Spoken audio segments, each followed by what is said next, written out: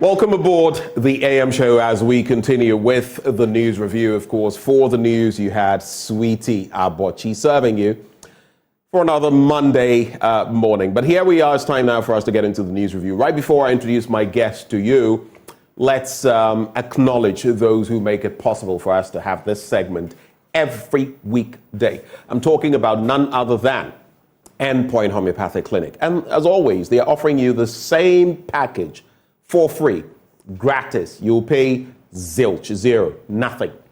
If you're a man, they're offering you prostate screening for free.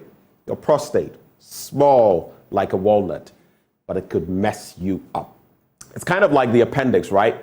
So little, in fact, way smaller than the prostate. But if it has problems and you have to excise it or something, it could give you a hell of a time. That's what the prostate is. It has a core function in the body, especially when it comes to your reproductive system as a man.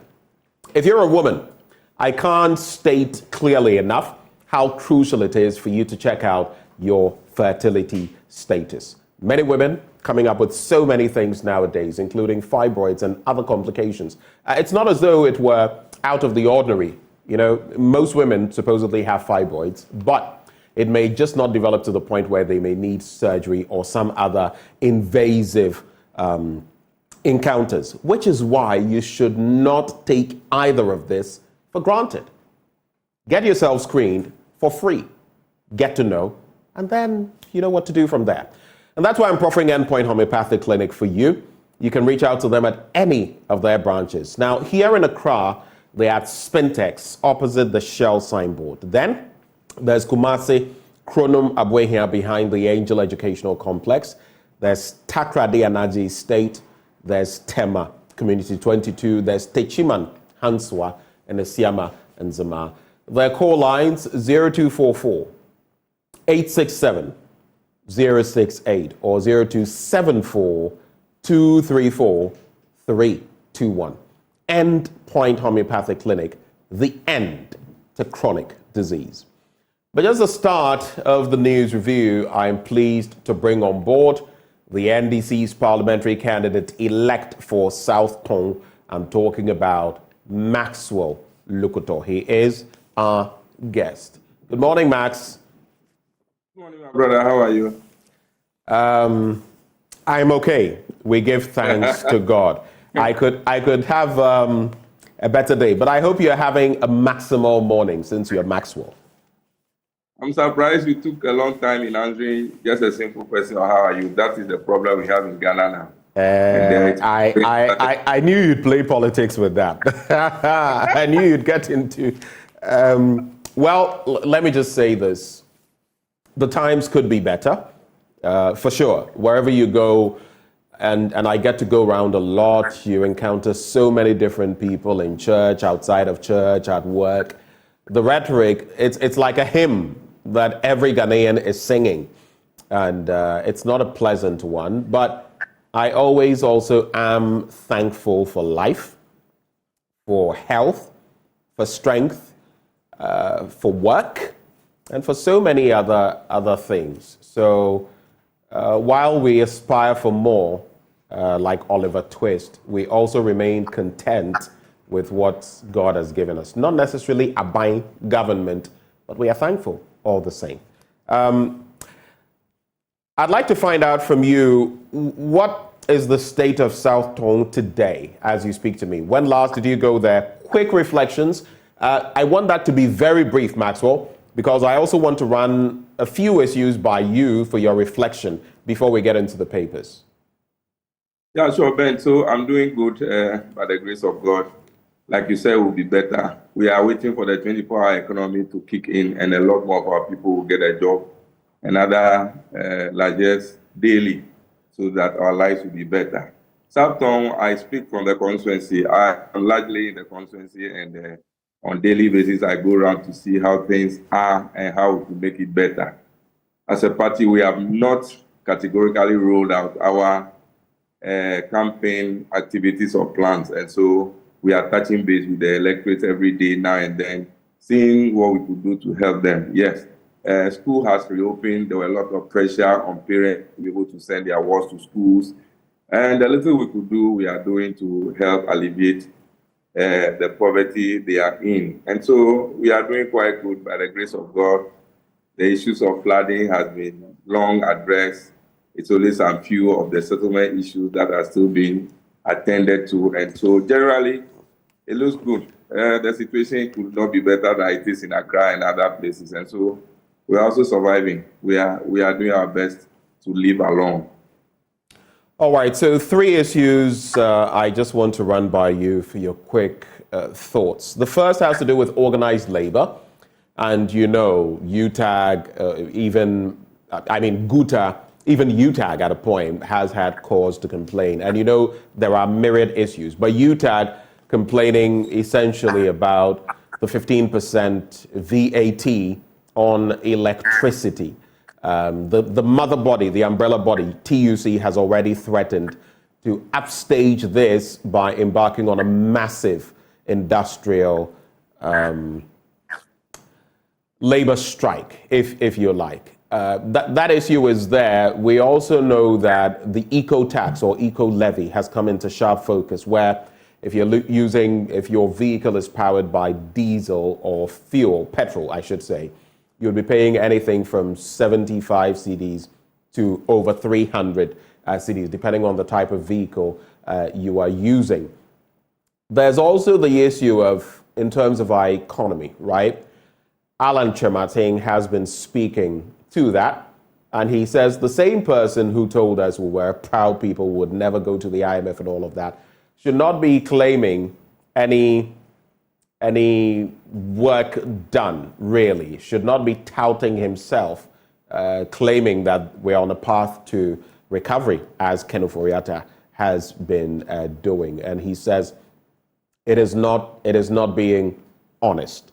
And finally, I'm leaving them for your reflection. You can choose one, you can choose all 3, or 2 of them. Finally, the recent appointments and disappointments, if you like, disappointments in quotation marks, by Mr. President, DCEs among others. NALAG is unhappy because 6 women have lost their positions. We know that already women are few in our political setting, and now out of the 39, another 6 have been dropped, so 33 of them remaining.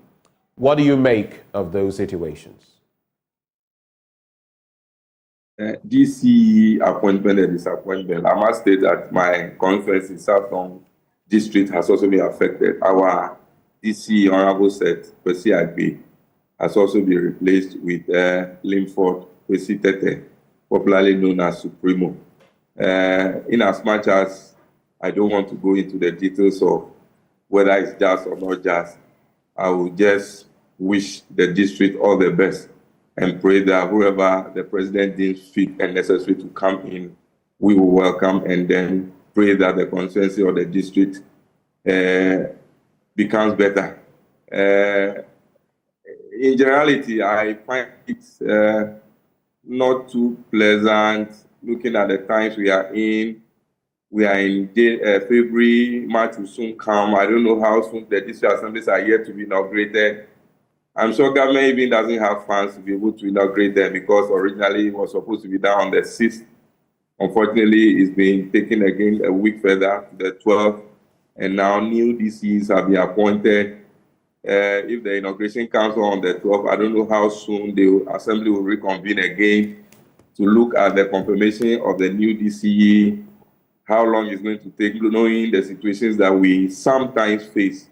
People will go once, twice, and maybe on the 3rd occasion, and all those other things, before they get through. I'm just wondering how long it's going to take him to settle, and how long it's going to take him to do anything meaningful, even if there is anything to do. Generally, Ghana, like a lot of have said, or we have said, it's looking like a crime scene. Things are not going the way we all expect them to. These things are long overdue. People should have been reshuffled. They should have been reshuffled long ago. Now that it's coming so late, it's an injury time substitution. Most of them don't really make the impact you expect them to do. So it's a mixed bag. We are not too sure how things are going to be.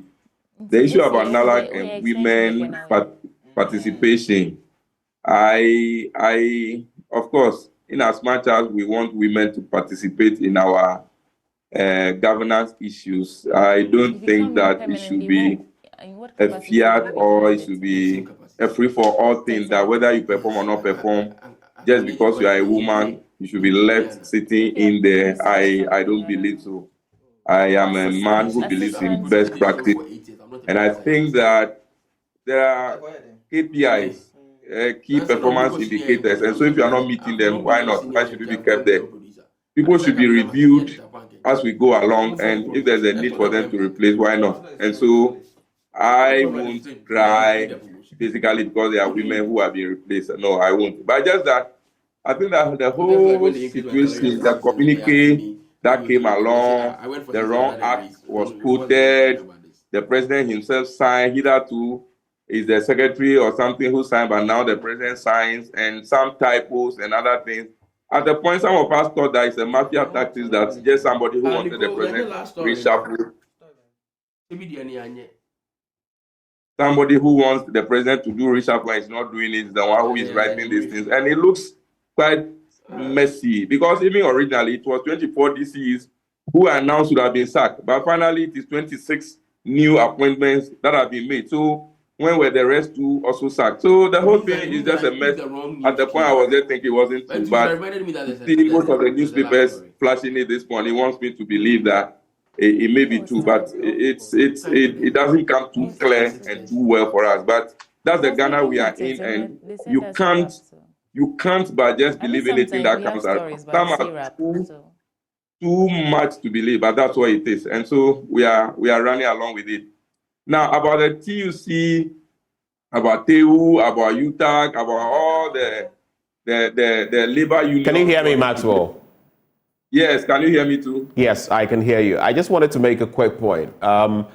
Yes, you may call it some affirmative action. I totally agree with what you've said, but also in the spirit of having more women in office, don't you feel that sometimes the weighing metrics should be massaged a bit, because already women don't have that interest in local politics, and we see in other jurisdictions where women are prominent in politics what the impact is versus what we have here.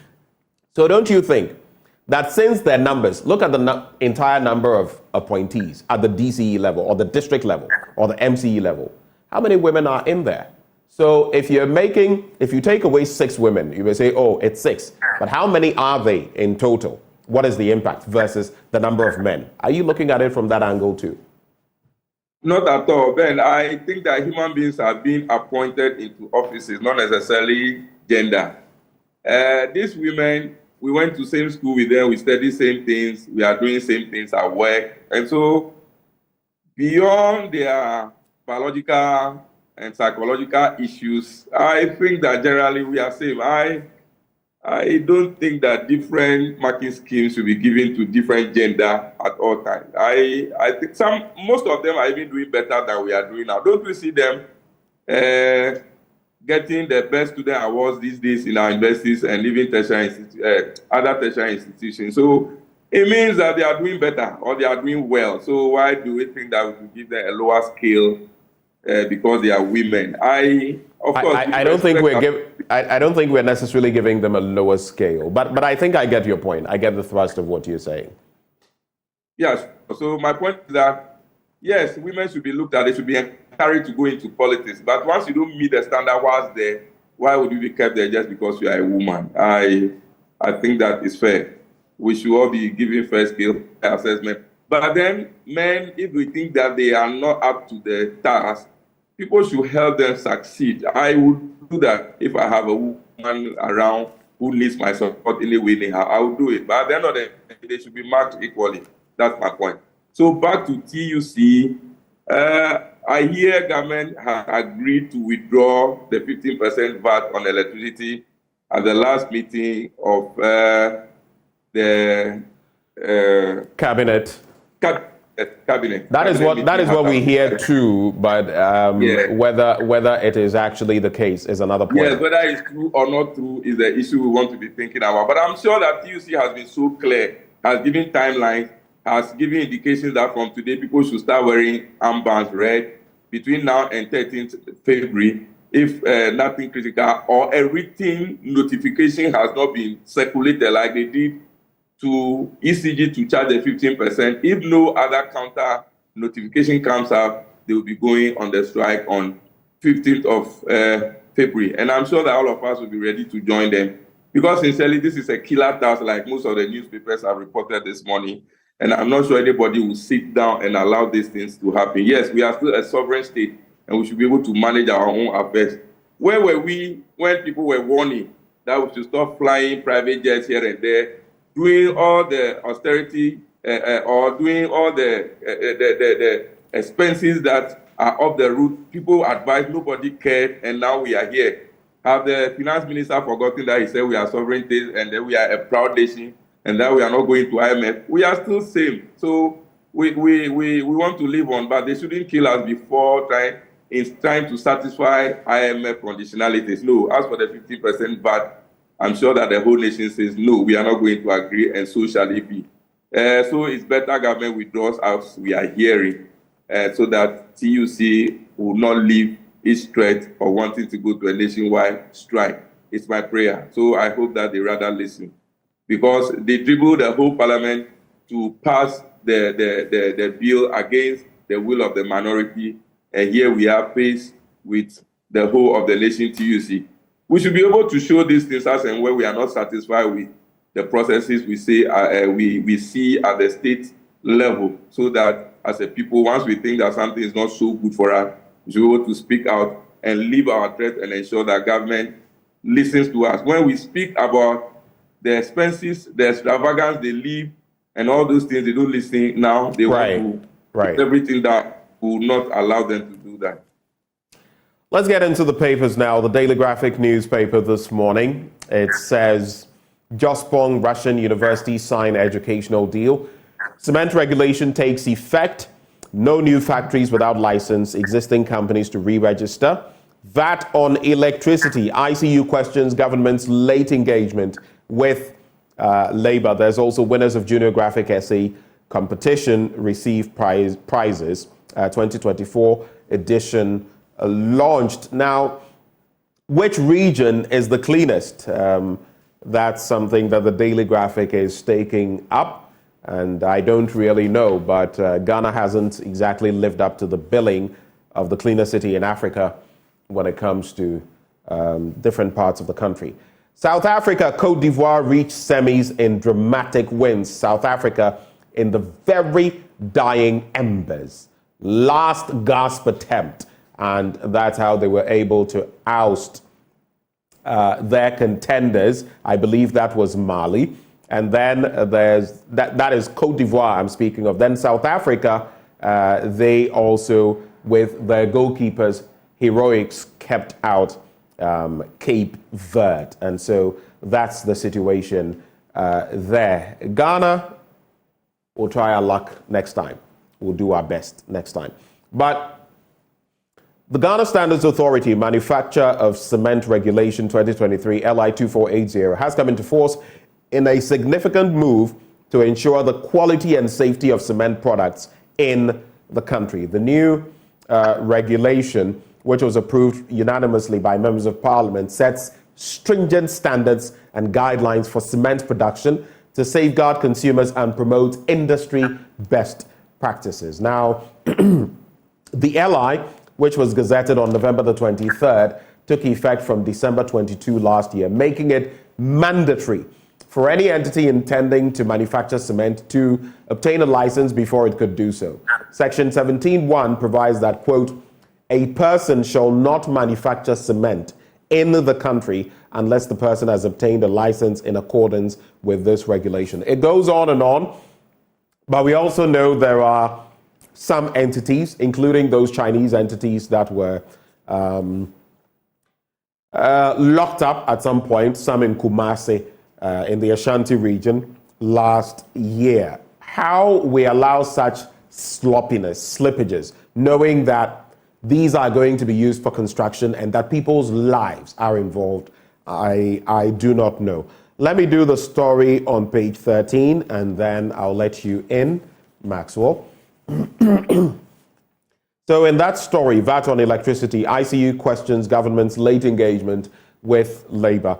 The Industrial and Commercial Workers Union has described the government's decision to engage organized labor on the introduction of 15% value-added tax on electricity as too late. It questioned why the government did not engage labor before coming out with a letter asking the power distribution companies to begin the implementation of VAT on electricity, but only requested to engage when labor raised concerns. Quote, why didn't they talk about engagement before coming out with this letter? Do you go and spoil things, muddy the waters, and when people are expressing concern, you are talking about engagement? The General Secretary of the ICU, Morgan Ayawine, said during an interaction with journalists in Accra. Now, in terms of strategy, Mr. Ayawine said the leadership intended to send circulars to its membership, namely companies and industries, in readiness for the demonstrations on February the 13th, 2024. That is, if this cabinet's engagement doesn't turn out to be true, you will have organized labor hitting the streets and downing their tools. Your take? Yeah, so thank you very much. I'm sure that we have had a bite on the 15% VAT issue, and we only pray that the news we're hearing that Cabinet has decided to down it is true. Beyond that, we are ready for the showdown, or whether it's going to be a show up. TUC is ready for a clash with government on this one.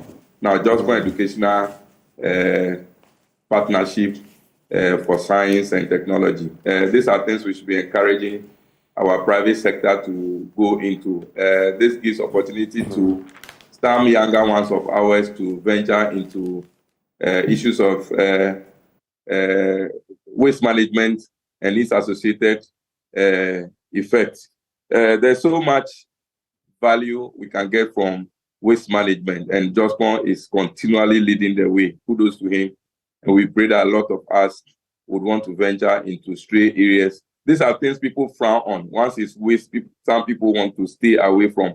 But it's making so much money and capital out of this. And I'm sure that some of us, the younger ones, should learn from some of these things and help in managing the environment. It gets to the core of our heart, that is environmental management. And so I will encourage him to do more and encourage the younger ones to do same. About this cement manufacturing, it is heartening to hear that even up to this stage in our lives as a country, people just go into production without certification and all that. And it's better late than never. It's just surprising that people can do that. We hear the collapse of buildings and major structures day in, day out. And the effect it brings on us as a people is so dire. A number of people dying and people's livelihoods have been lost. So much money go to waste. And for us, a lot of us, it is business as usual. So many types of cement in the market, different grades. We are not even too educated about which grade does what. We just go to the market, get the cheapest in the market, buy, and go and use for any other thing. We should be educated to know that it depends on the type of work, whether it's rendering or plastering, as we usually call it, the type of cement you have to use, the grade. If it is concrete work, the type of cement you have to use. Depending if it is block work, the type of grade you have to. There are different shades and grades of cement that we have to employ, but whether we are being educated to know this is another matter. People just miss clinker and other things and produce cement and bring to the market. And because of the high cost, sometimes over 98 cedis as we speak for a bag of cement. So people will go for one that is going for 50 Ghana because they would want to put up a dwelling place. Rents are so high. And so many things mix up and people end up killing themselves earlier than they should have. So it is good that we are standards authority is coming in and trying to make sure that it puts its feet down to ensure that the right things are done so that we can safeguard our own lives. The AFCON thing, it was so heartbreaking.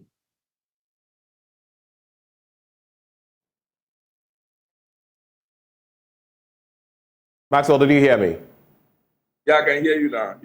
Yes, I said very quickly the AFCON bid because I didn't think you would go there. We have limited time, so go ahead.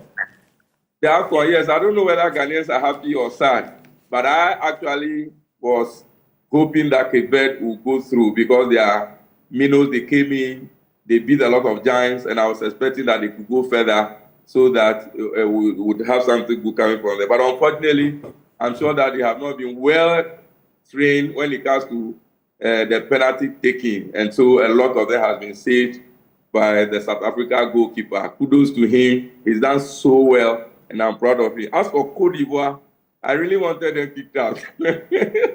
I really wanted them kicked out because it started poorly. And fortunately for them as a host nation, they have a lot of support and they are getting through. I am happy for them too, but I really wanted them out. I also wanted Cape Verde to go through. Right. But unfortunately, that's the result we are getting. I think we share that. I did want Cape Verde to proceed. I love underdog stories. Yes. One of those black sheep of the tournament. And I think it's hard. They were hard done by. I don't know about not preparing for penalties. There's no team that doesn't prepare for penalties. I also did want Cote d'Ivoire kicked out because they started very poorly. So I think we're on the same page there. A quick few ones before I leave the Daily Graphic, and then we'll make the most of the time left with the other papers. In politics, big issue, change of election dates. That's on page 17 of the Daily Graphic. What do people think? So this is an opinion. Gilbert says the EC's, and I'm just picking little points from them, the EC's proposals to change the polling date from December 7 to November 7 and make the same a holiday. Is there a compelling case for a new polling date now? And should the election day be made public holidays? For me, the main justification that a new date will enable the EC more time to adequately prepare for especially runoff elections is key. However, what prevented the new EC leadership from engaging in wider stakeholder consultations and public education prior to this announcement? Was it on the back of just the SDA coming to say, this is our sacred day and XYZ? Then there's Solomon Abiam. So that first one was Gilbert, a political science lecturer at the UEW. Solomon Abiam is a PhD student at the University of Ghana. He says, examining the years since the 1992 Constitution, the December 7 date has posed challenges, particularly in cases of elections leading to a runoff. The limited time between the initial election and runoff creates undue pressure on the EC political parties and others. He calls for a review of the legal framework and says it is essential. John Makija is an adjunct lecturer. He says, the discussion between IPAC and the EC to move the election date from December 7 to November is a step in the right direction. It's also an excellent idea to declare the day of voting a holiday. And finally, when it comes to Vida Ugan, who's a court clerk, she says, firstly, a comprehensive public awareness campaign should be launched to inform citizens about the proposed changes, ensuring widespread understanding. Political parties should actively engage with their members to gauge sentiments and provide a platform for concerns to be voiced. It goes on, but I just felt it was interesting to pick the thoughts of ordinary Ghanaians on those matters. Then, to wrap on the international front, Namibia's president dies at 82, and our condolences. We condole with our brother and sister Namibians. Opposition leaders reject postponement of Senegal election. You see, we are seeing things happen with Macky Sall in Senegal. We'll do them. We'll be quiet. A tija. We'll be here. A jita. Then will come ECOWAS. You see how it is? You see what is happening in Senegal? Same situation like what we saw in Cote d'Ivoire. He saw the third term, didn't work. Then he put some mechanisms in place. Now he said he wants to select who will replace him. Why would you want to do that? I've engaged Macky Sall before, okay? But why would you want to do that? And is it to say why do you want to handpick, okay? ECOWAS will say nothing about that. I'm not justifying coup d'etats, but I'm saying that our leaders, our very own leaders, because of their actions, that is why people are doing what they are doing. These military incursions, you keep quiet. None of them. Have you heard them speak on the Senegal situation? But let something happen there. Oh, and this and that. Piss poor leadership. ECOWAS. Piss poor leadership. I said it. There's Republican bill provides more military aid to Israel, and Iran says U.S. strikes are a strategic mistake. I need your quick reflections in not more than a minute, and then we go to other papers, Maxwell. Yeah, sure. So on the change of election date, like most people have said, beyond giving it enough and ample time to the EC to prepare and do a runoff in case it occurs, I really don't see why this EC would want to do this in a rush. It was a proposal that was made by the NDC some time back, went to Parliament, it was shut down. Now that the EC wants to re-engage us on it, why is it taking time to begin to work around this during an election year? So people may ask, is it just because SDA came out to say that that's their secretary day, they will be going for service, for which reason it has to be changed? So if the traditionalists also come to say that Friday is not good for us, Christians say Sunday is not good for us, others say other days are not good for us, will the EC continually change? And so for me, we think that this thing should be done at a broader level. There should be a better and a wider consultation for us to come to terms with it. And this thing should be done far ahead of the election year. There are several other things that the EC should be engaged in now that we are in election year to make sure that we have a better organized election come December 2024, rather than this knee-jerk reaction for whichever reason they are doing it. We are not too sure. Tailing into this Senegal election, like you have just said, we see some of these things and we keep quiet over them. President Nanado continually saying that he will make sure he will do everything within his power to make sure that Bawumia wins. Nobody talks about this. Whether he's going to rig, whatever he's going to do, whatever he doesn't want to do, we are all listening and nobody is complaining about it. The same thing we are experiencing in Senegal. And for me, the earlier we begin to speak about some of these things and nip them in the bud, the better it will be for us. But we keep quiet with what this is. Like you said, when it happens, they say ECOWAS is going to deploy. We are still waiting for their deployment to Niger. Have they lost their way? The last night I heard they were in Nigeria, they wanted to take off and then something happened they couldn't do. They are going to give us a new date. We have been waiting up to now. If they amend, they should go. Some of these things, we should be able to call them out and make sure that the right things are done from the beginning. Why should we allow people to take us for a ride? It's so nauseating, to say the least. Initiative. Just Bong offers 600 scholarships to students, partners, RUD and university to train them abroad in next 5 years. Partner government to exploit gold deposits in dollar power, lands minister to investors. I don't want to comment on this matter. If I start on that trajectory, I may say things. Let me leave it there.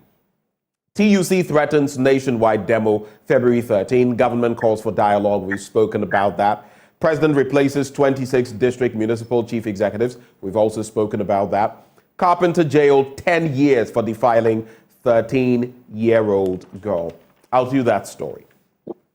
Now, the gender-based violence court has sentenced a 23-year-old carpenter to 10 years imprisonment for having sex with a 13-year-old girl at Ashalaja in the Greater Accra region. Christopher Kavi, charged with defilement, pleaded guilty and was convicted on his plea and sentenced by the court. Now, prosecuting Detective Chief Inspector Opoku Enieje said the complainant was a trader and mother of the girl. The prosecution said Kavi, the complainant, and the victim resided in the same vicinity at Ashalaja, and that the accused was a friend of the complainant. That's a very sad development. Sand winner gets 2 years for stealing 37 cattle, and policeman interdicted over alleged assault. Now, the Ghana Police Service has interdicted a policeman for allegedly assaulting an individual at Takoradi in the Western Region. A news brief from the police and General Corporal Wise Bessie, stationed at the Takoradi District Police Command, had been interdicted to allow a thorough investigation into the incident and the professional conduct of the policeman in accordance with police service regulations. We see too many of these happen, and sometimes you're passing by, you see certain incidents, they feel once you have the navy blue on, you are above the law or you can do certain things. I'm very happy that nowadays I see them stop, even when they are on their motorbikes. They stop at the traffic lights, because initially you would see them go through and then you wonder, wait, when others, the Okadas and the rest go through, why do you stop them when you yourself don't stop at red lights? But now you see them doing that. I still see the police visibility around, which is a good thing, but the professionalism, there's still a lot that ought to be done. And I'm still waiting for the PPSB. Some reports I took there till today. Said then Ombema my response. I don't know. I went there a number of times. There was an instance with me personally with my director after doing the probe, sitting in for MFR Powell over a year ago. That issue has not gone anywhere. We stopped going because we knew what it was. If they wanted to know, they would have used CCTV cameras and they would have found what details were there. But nope. If we'll get the response today, I don't know. So that's one story there. Then the Daily Guide. Government drops 15% killer ECG VAT. That's according to the Daily Guide. We cannot individually confirm that because we have been told by Labour that they will still embark on the strike unless there's a formal communication on that matter. Lands Commission revenue up 12%. And then I'll just wrap with this. Economy Times. Ghana ends 2023 with GIR of 2.7 months of import cover. Any quick reflections, and then we're gone. Yeah, sure. So, do you want me to go over the issues for you? Do you want me to go over them for you? No, I'm okay. The police assault case and then the interdiction. I want to commend the IGP Dampare. He personally, I feel that he's doing quite so well when it comes to policing in Ghana. He's making it more simpler. He's making it better. He's making it look friendlier. I see police officers on the road every now and then. I interact with them more. And I was one person who would lash at the police for their ineptitude. I was on record to have organized a demonstration against them when we lost an assemblyman in Sogakope, and I had strong words for them. I am happy to say that now I see a lot of good coming out of the police service. Kudos to Dampare and the police service, whoever is helping to make things better. Kudos to them. The elections, yes, we have seen a lot more things happening in elections. But for the Yendi case, I was surprised to see them standing there and they were even nearly linked. Katie Hammond gave them strong words. And yes, I like the gesticulation of the police officer, the commander, who was trying to explain to him. But I think that they should have taken it a notch higher, not allow him to make those loose statements and then just going just because he's a minister of state. No. And so Lands Commission up its revenue. Yes, I am a land person. That's my sector. And so I'm happy when good things happen within the sector. I'm sad when the issues of bribe, the issues about overhike of statutory fees and all those things happen within the sector. And so if we're able to do something, kudos to my colleagues in the land sector, and we pray that we revolutionize the system and make things work better. A lot of people complain about how long it takes them to register their land, how much money they have to pay to be able to get these things through. Right, the red tape. There are a lot of... Say that again. The red tape, the bureaucracy, right. It's not necessarily the bureaucracy. This is the behind-the-scenes things that happen within the sector. That's exactly what I'm talking about. It adds to the red tape. That's what you call the bureaucracy. But people, maybe you are supposed to pay about 400 cedis for a service. You end up paying about 1,000 to 1,005. And so people complain so much about these things, and it's a dent on us as managers of the land, which is a very necessary asset of the country. And so it's good we shake ourselves and make sure that we put in better mechanisms and systems to do some of these things for our people. And so kudos to the managers of the land sector. All right. Thank you, Maxwell. I'll just cap off with this. Economy Times, Ghana's trade surplus drops marginally. Government records 3% deficit end year. And the new finder, just waiting again. We're not taking any further commentary, but just adding to what you said about the Lands Commission. No Ghana card, no service. Lands Commission hints as it launches 5-year strategic business plan. Thank you for watching. If you're celebrating your birthday today, we celebrate you as well. May God bless you and grant you, well, your heart's desires according to His will. It must always be in accordance with God's will. Maxwell, thank you so much for joining. I wish you a good morning. Thank you so much and have a good day. Maxwell Lukuto is the NDC's parliamentary candidate-elect for South Tone. He has been a guest. Before we go, I don't know which one. I don't speak for the sports team, but I know they'll bring you AFCON action. I do not know, but something I was excited about, Joshua Boachi versus Dan Aziz. And Joshua Boachi, of course, with Ghanaian roots. He beat Dan Aziz. That was an interesting fight. But before we veer into sports, Endpoint Homeopathic Clinic offering you free prostate screening if you're a man, free fertility screening if you're a woman. Just reach out to them at any of their branches here in Accra. Spintex opposite the Shell signboard. There's Kumasi Kronoma Boy here behind the Angel Educational Complex. There's Takrady Anaji State Tema Community 22, Techiman Hanswa in Siamanzama. Their call lines 0244 867 068 or 0274 234 321. Endpoint Homeopathic Clinic. The end to chronic disease. Sports is up next on the AM Show.